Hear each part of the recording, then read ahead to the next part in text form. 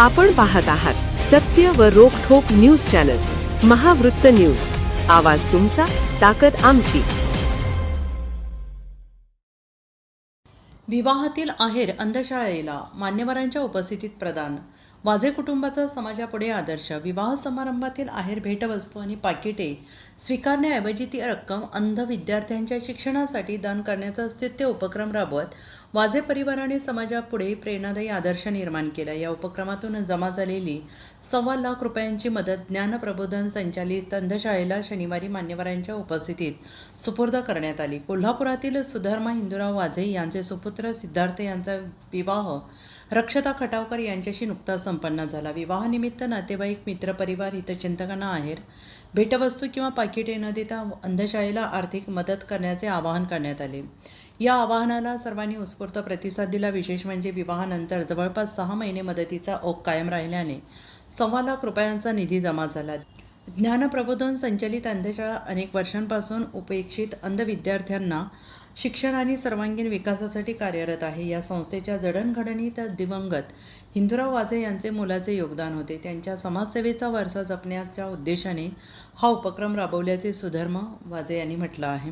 यावेळी उपमहापौर अक्षय जरग, शिवसेना नेते सत्यजित नाना कदम, राष्ट्रवादी काँग्रेसचे शहर अध्यक्ष आदिल फराज, कोल्हापूर प्रेस क्लबचे शीतल धनावडे, काँग्रेसचे शहर अध्यक्ष सचिन चव्हाण, नगरसेवक अश्विन आजरेकर, नगरसेविका दीपा अजित ठाणेकर, माजी नगरसेवक रमेश पुरेकर, आरोग्यमित्र डॉक्टर संदीप पाटील, नगरसेवक अश्किन आजरेकर, बाबा महाडिक, उद्योगपती अभय देशपांडे, दिलीप पाटील, माजी अध्यक्ष राजाराम सहकारी साखर कारखाना, हृदय स्पर्शाचे पद्माकर कापसे, प्राध्यापक किरण पाटील, दत्ताजीराव वाझे, हरिभाऊ वाझे, राजीव जामसंडेकर यांच्यासह विविध सामाजिक संस्थांचे पदाधिकारी, नागरिक उपस्थित होते. बच्चन वेडे, प्रदक्षिणा, वांड कोल्हापूर, क्रिकेट वेडे, साई सर्व्हिस या समूहांच्या सदस्यांची उपस्थिती लक्षणीय होती.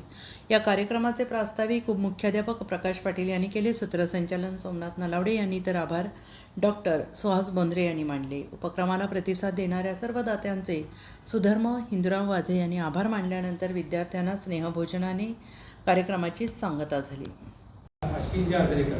सर्वांचे सरचे स्वागत आहे. आज इथे हा जो कार्यक्रम आयोजित केलेला आहे त्याचा मुद्दा म्हणून मला एक विशेष करून सांगायचा आहे. कारण बऱ्याच वेळेला असं असतं की दान देत आहे तर मग जाहिरात का करताय, दान देत आहे तर उजव्या हाताने दिलं तर डाव्या हाताला माहिती नाही झालं पाहिजे, अशा प्रकारचा एक समज म्हणजे सगळ्या ठिकाणी आहे तो खरा आहे. आज हे कार्यक्रम करण्यामागचा उद्देश असा की लग्नाच्या निमित्ताने सुद्धा एक आपण काही ना काहीतरी समाजाला देणं आहे ते आपण देऊ शकतो का, असा त्याच्या मागचा हा उद्देश होता. आणि जेव्हा मी लग्नाचं नियोजन करत होतो त्यावेळेला मला जी मुख्य पार्श्वभूमी होती ती माझ्या वडिलांची होती. माझे वडील असते तर काय केलं असतं, तेव्हा मी या निमित्ताने सामाजिक काय माझं भान मी ठेवू शकतो का, असा माझ्याकडे एक पर्याय होता. आणि त्या अंतर्गत मी काही ना काहीतरी नियोजन करत होतो. एक मी वह्या वाटपचं केलेलं होतं. मुद्दाम जरा विस्तृतमध्ये सांगतो. तर माझे जे असे जवळचे जे मित्र आहेत ज्यांच्याशी मी सल्लामसलत करत असतो त्यामध्ये एक आमचे महेंद्र कुरुंकर इथं आता आहे. त्या महेंद्र कुरुंकरांना मी जेव्हा सल्ला दिला, विचारला, तेव्हा ते म्हणाले अहो तुम्ही ते करण्यापेक्षा तुम्ही अंधशाळेला करा, तुमच्या वडिलांच्या अंधशाळेचे खूप जवळचे संबंध आहे आणि एक चांगलं त्यातलं नातं पण होईल आणि मग आपण अंधशाळेला मदत करा असं आपण आवाहन केलं. हा कार्यक्रम करण्यामागचा उद्देश असा आहे की आपण ही जी काही आम्ही ही प्रथा मी आज मला वाटते की एक चांगली प्रथा आहे जी चालू केली आहे, त्या समाजामध्ये एक चांगला त्याचा मेसेज आहे. आणि ही प्रथा सुद्धा आणखी कोणा कोणतरी पुढे जर चालू ठेवलं तर काही ना काहीतरी अशा प्रकारच्या संस्थांना, सामाजिक संस्थांना मदत जर झाली तर एक समाजाप्रती एक वेगळं त्याचं एक आदर्श उदाहरण होऊ शकेल असं मला वाटलं. म्हणून मी यामध्ये एक आवाहन केलं. आवाहन करताना खरं सांगायचं म्हणजे अपेक्षित नव्हतं की किती मदत येईल, पण जी काही मदत होईल ती अंधशाळेला होणार असल्यामुळं आपण ते बघत होतो की किती होती बघूया. पण आमचा मित्र परिवार, पै पाहुणे, नातलग आणि जोडलेले हजारो लोक ज्या लग्नाला त्या दिवशी आले त्या लोकांनी इतका उत्स्फूर्त प्रतिसाद दिला की थोडी थोडी करत ₹1,25,00,000 रक्कम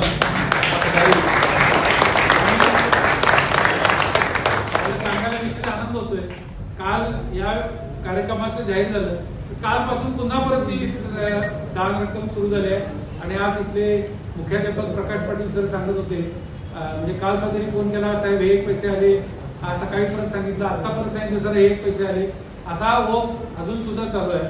तुम्ही सगळ्यांनी दिलेला हा जो प्रतिसाद आहे त्याचं आभार मानावे तेवढे फारच थोडे आहे. आणि आपण इथं आलात याबद्दल धन्यवाद. महावृत्त न्यूज चॅनलला लाईक करा, शेअर करा आणि सबस्क्राईब करा.